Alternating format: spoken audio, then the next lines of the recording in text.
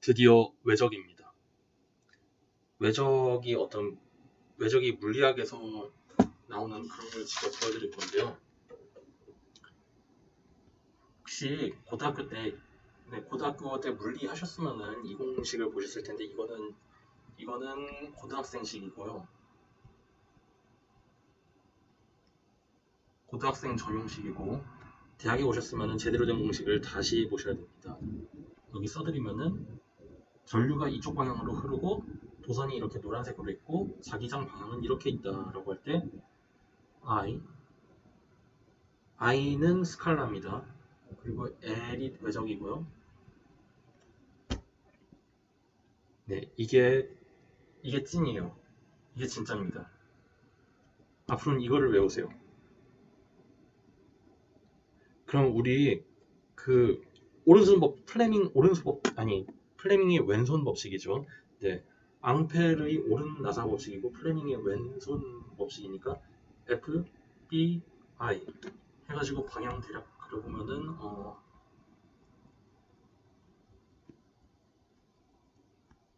다행히 시험 볼 때는 그런 일이 없었는데 제가 혼자 문제집 풀 때 이거 오른손으로 하다가 틀린 적이 있어요. 참 창피합니다. 그래서 이렇게 되는데 요 그림 상황에서 한번 다시 봐보자고요. 고등학교 때 물리 하신 분들은 아시겠지만 실제로 요 도선이 자기력 계산이 된 영향을 받는 부분은 이만큼 분이죠. 그리고 여기를 세타라고 합니다. 그러면은 도선을 이렇게 찌부러뜨려서 다시 생각했다 했을 때 자기장이 이쪽이고 지금 제 그림 따라와 주세요. 자기장이 이쪽이고 전류가 이쪽이니까 잠깐만요. FBI 죄송합니다. 자기장이 이쪽이고 전류가 이쪽이니까 자기력은 이렇게 지금 제 화면 안쪽으로 들어가는 방향이 되겠다는 거네요. 이렇게 자기장은 이렇게 자기력은 이렇게 들어가는 방향이 되는 거고 완전히 맛이 갔어요. 그 크기는 고등학생 때도 아시잖아요. 이게 크기가 된다. 글씨까지 맛이 가고 아우. 이런 게 벡터의 외적인데 그럼 이 벡터의 외적을 좀 수학적으로 제대로 다뤄보자 라는 게 이번 영상의 취지가 되겠고요. 앞부분에서 버벅거린 거는 그냥 빨리 돌리기를 하든지 무시하든지 해주세요. 좀 창피하네요. 외적은 영어로는 크로스 프로덕트 혹은 벡터 프로덕트라고 하고 결과가 벡터입니다. 그럼 내적은 다시 복습해보면은 내적은 도트 프로덕트라고 하던가 아니면은 스칼라 프로덕트라고 했고 결과가 스칼라였죠. 실수. 아니, 꼭 실수가 아닐 수도 있어요. 나중에 복수도 나올 수도 있기 때문에 이거는 그냥 스칼라라고 하겠습니다.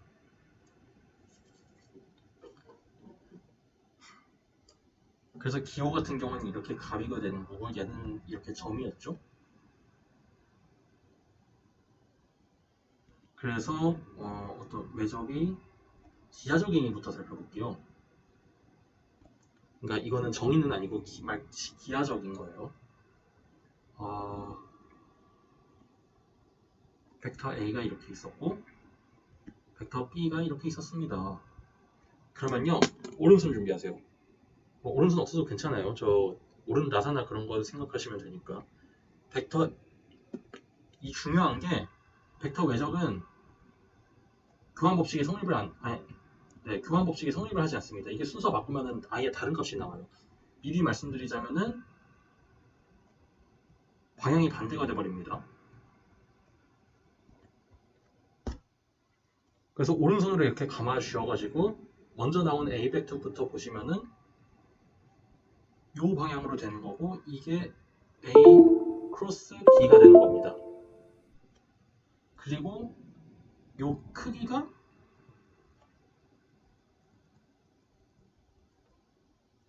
여기 각도를 세타라고 했을 때 요 크기가 이렇게 되는 거고요.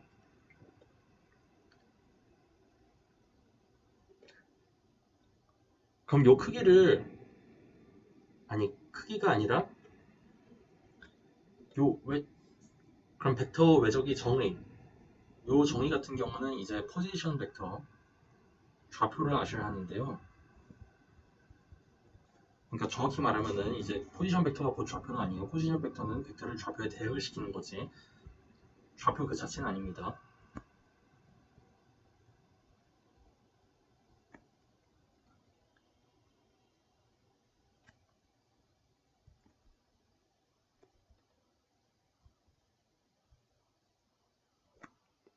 미리 또 말씀드리면 이것도 사실 지금 상황에서는 모르셔도 되는 건데 어떤 n차원 벡터를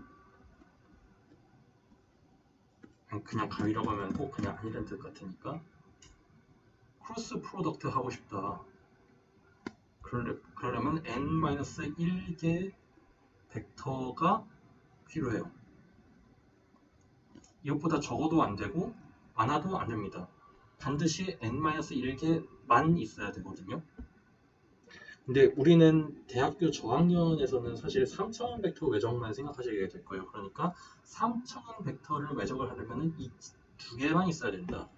반면 내적은 어떻죠? 내적은 두 개만 있어야죠. 내적한데 막 세 개씩 차원이 몇 개든 간에 내적한데 막 세 개짜리 내적 뭐 그런 거 안 해요. 내적할 때는 두 개만 등장합니다. 반면 3차원 벡터를 외적을 하기 위해서는 두 개의 벡터만 갖다 써야 되는 거죠. 제가 이 얘기를 왜 하냐면은 앞으로 여러분들이 이런 문제를 만나시게 될 가능성이 있어요. 예를 들어서 뭐 좀 이따 다룰 건데 이거를 보여라. 예를 들어서 show 그러면은 이거를 이런 그림을 그려서 보인다 이런 건 말도 안 되는 거고요. 그런 건 증명이 아니죠. 물론 만약에 시험 문제 푸시다가 난 도저히 모르겠다 싶으면 그림이라도 그리세요. 가끔 그러면은 교수님들이 학생들 성적이 너무 안 좋다 싶을 때 그럴 때 점수를 조금이라도 주시는 경우가 있으니까 웬만하면 100진 내지 마시고요. 근데 가령 이런 성질을 제대로 보이겠다 그러면은 성분을 계산하는 걸 보이셔야 되고 3차원 벡터라면은 그냥 성분 3개짜리 이렇게 써가지고 보여주시면 돼요. 무슨 소리를 하는 건지 아직 잘 모르실 수 있는데요. 이제부터 시작입니다. 자, 이제 시작이야. 죄송합니다. 지금 컴퓨터가 무지 뜨거워요. 아마 제 헛소리를 듣고 있느라 컴퓨터가 많이 스트레스를 받는 것 같습니다.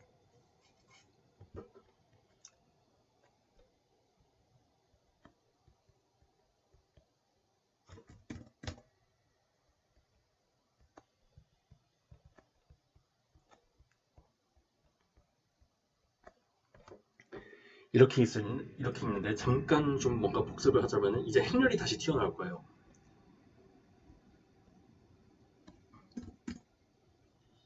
2차 정방 행렬에서 A, B, C, D 어떤 행렬이 이렇게 있었을 때 2차원 행렬 판별식 구하는 거 생각나시나요? AD-BC였죠? 근데 지금 3차원 벡터를 가지고 이거 모르셔도 되고요. 오히려 3차 정방 행렬의 디터먼트를 판별식을 구하실 줄 알아야 되는데요. 이거는 어떤 의미를 생각하거나 지금 단계에서 그러시기보다는 그냥 약간 앵무새나 돌고래처럼 하라는 대로 따라하는 게 더 학습이 효율적이에요. 지금 단계에서는. 이렇게 위치 벡터로 주어진 두 벡터를 외적을 하고 싶다. 그러면은 이것도 까먹으시면 안 됩니다. i 햇은 1,0,0이라는 단위 벡터고 벡터예요. 벡터 전부. 얘도 0,1,0 위치 벡터죠. 0,0,1 이렇게 되는 거니까 자, 드디어 외적을 정의하게 됐습니다.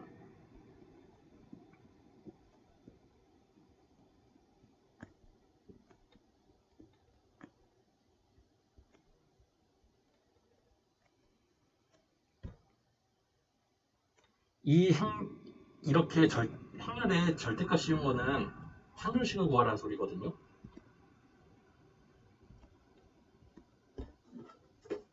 그러니까 네, 외적이라 하면 이거의 파멸식을 구하시면 돼요.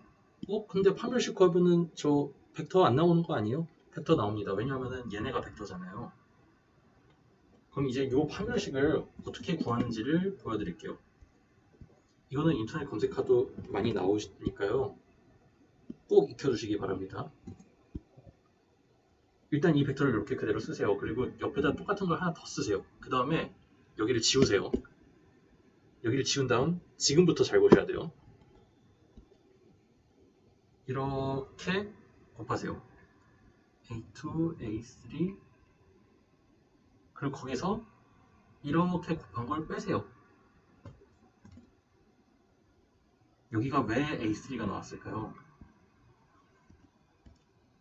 심해 검사를 빨리 받아봐야겠습니다.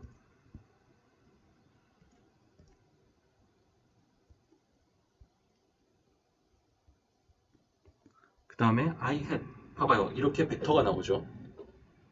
그리고 그 다음에 이렇게 플러스 A3B1 마이너스 A1B3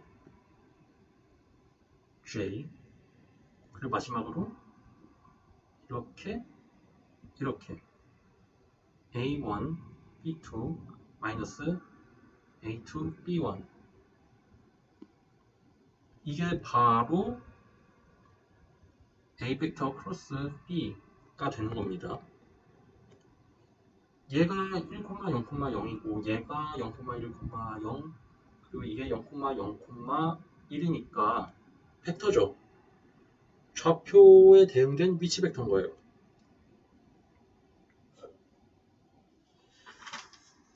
자, 그러면은 여기서 여러분들이 하나가 궁금하셔야 돼요. 이게 어떻게 이 벡터의 크기가 이게 되냐? 이거를 보이시려면요, 간단합니다. 좌표를 때려 박으면 돼요. 근데 하나 알아두셔야 될 게 방변을 제곱해 보세요. 이거 실수예요. 이거는 스칼라입니다. 아니 꼭 실수란 법은 없어요. 복소수일 수도 있는데 지금 단계에서 벡터랑 행렬의 복소수가 나오는 건 생각하실 필요가 없고요. 그럼 이거는 a제곱 a 벡터 크기 제곱 b 벡터 크기 제곱으로 묶었을 때 이렇게 된 거. 묶지 말고 그냥 쓸까요?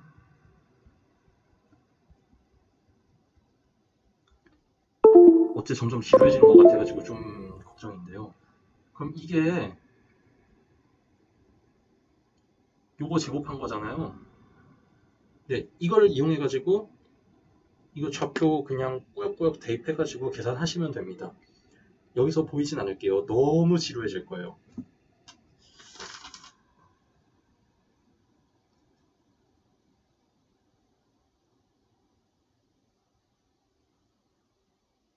그러면은 이제 외적의 성질이랑 얼마 안 남았습니다. 외적의 성질들이랑 간단한 그 이용하는 예제 보여드리고 끝낼게요. 5분 안에 끝날 것 같아요. 우선 아까 보여드렸던 거 순서를 바꾸면은 마이너스를 붙은 게 된다. 아까 그림에서도 볼 수 있는 게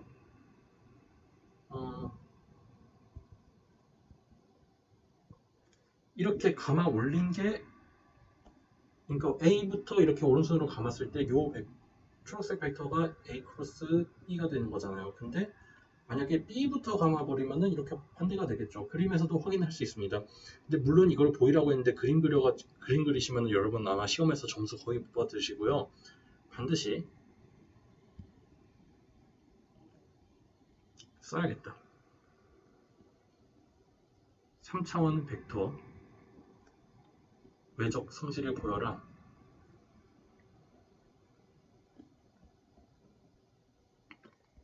반드시 성분으로. 계속 B라고 쓰네.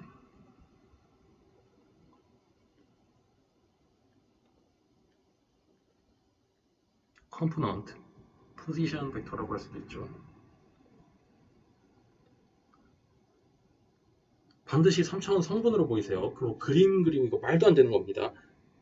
말도 안 되는 것까지는 아닌데 점수를 받기는 힘든 거죠. 왜냐면 이거 안흥주 교수님께서 하신 말씀인데요. 그림은 아이디어를 얻기 위함이지 그걸로 제대로 된 증명을 하는 건 아니다라고 하시더라고요. 여튼 그리고 또 분배 법칙이 성립합니다. 분배 법칙을 뒤에서 해도 마찬가지예요.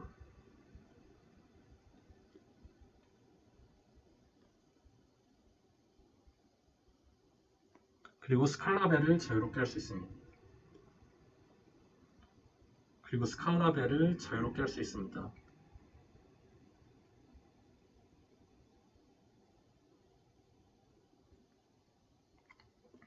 그럼 마지막으로 그 평행 육면체 부피 구하는 거 보여드리고 끝낼게요.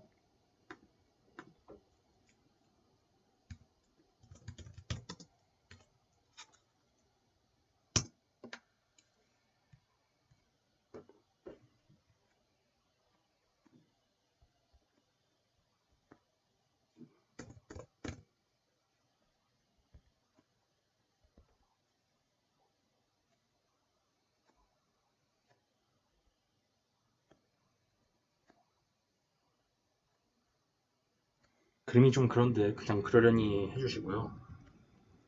그럼 여기를 A 벡터, 여기를 B 벡터, 그리고 여기를 C 벡터라고 해보겠습니다. 이거를 외적으로 부피를 쉽게 구할 수 있다. 자, 우선 A 크로스 B 벡터를 제가 D 벡터라고 해볼게요. 그럼 이게 크기가 이거는 곧 뭐예요? 이 밑면의 넓이가 되죠. 그래서 D 벡터를 이렇게 표현해 볼게요. 그럼 요 넓이에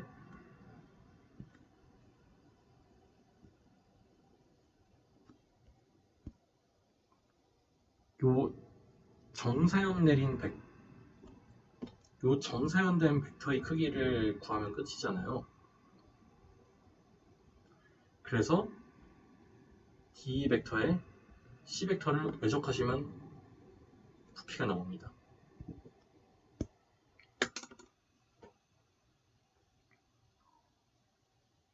그럼 이상으로 외적을 마치고 아마 다음 영상부터는 드디어 본격적으로 그 일변수 미적분학 문제풀이랑 상리분 방정식 내용 설명 이렇게 될 거예요. 일변수 미적분은 내용은 쉬운데 문제가 어렵고요. 상리방은 거꾸로 내용만 잘 이해하시면 문제는 다 그냥 제가 맨날 얘기하는 것처럼 돌고래나 앵무새처럼 따라서 푸시면 됩니다. 네, 이상입니다.